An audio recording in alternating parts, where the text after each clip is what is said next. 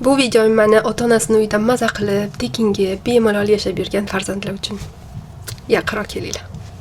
Inglizlarni meni hayratga solgan ota-onalarni farzandini tarbiyasidagi qo'llanadigan bir usullaridan biri o'z farzandidan ular uyiga, turgan xonasiga arenda pulini oladi. Buni orqasida juda ham katta ma'no bor. Bu degani ular bu pulga muhtoj yoki farzandini qanaqadir yomon ko'radi, yo farzandiga qanaqadir begona deb qaraydigani emas. Bu bir tarbiyani, ya'ni farzandni kelajak hayotga mustaqil va ответственный o'zbekcha so'z javobgar qilib tarbiyalashga juda ham katta yordam beradi.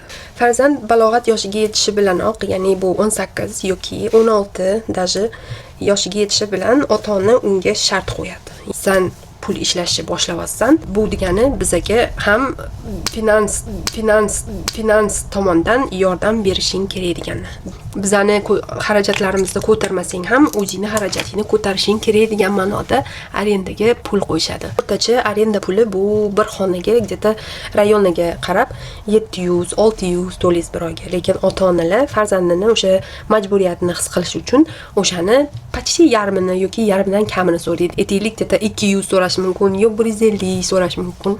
Bir xil ota-onalar haqiqatan buni yordamdek qabul qiladi, lekin ko'pinchalik ota-onalar bu pulni bir shot ochib, uni ichiga o'sha farzandi bergan pulini farzandiga etmasdan yig'ishni boshlaydi. Ya'ni bu o'sha puli farzandini o'ziga ishlatishiga ota-onalar saqlab qo'yadi. Angliyada farzandlar 16 yoshidan ofitsiantlik qilishi mumkin, barra orqasida ishlashi mumkin, attraksionli joylarda qarashi mumkin, shunaqa qilib o'zini kerakli bo'lgan narsasiga ko'chaga chiqadimi, o'rtoqlar bilan aylanadimi, mayda juda narsasiga pul ishlashni boshlaydi. Mustaqillikka o'sha yoshligidan o'rganadi. Shuning uchun ham ko'pincha oilalarda farzandlar o'z uyini olib chiqib ketadi. O'zini uyini olib chiqib ketishida arenda puli bormi, gaz, svet, hamma shotlarning puli bormi, o'zi ishlab o'zi bo'lajak hayotga tayyorlanib boradi o'sha. Bunaqa taktikaga men qo'shilamanmi? Naverniy, ha, qo'shilaman. Lekin bizning mentalitet, o'zbek mentaliteti bo'yicha farzandimiz bizning uyimizdan erga tegmagunicha, yo biza uyimiz o'sha o'g'limizga qolib ketmagunicha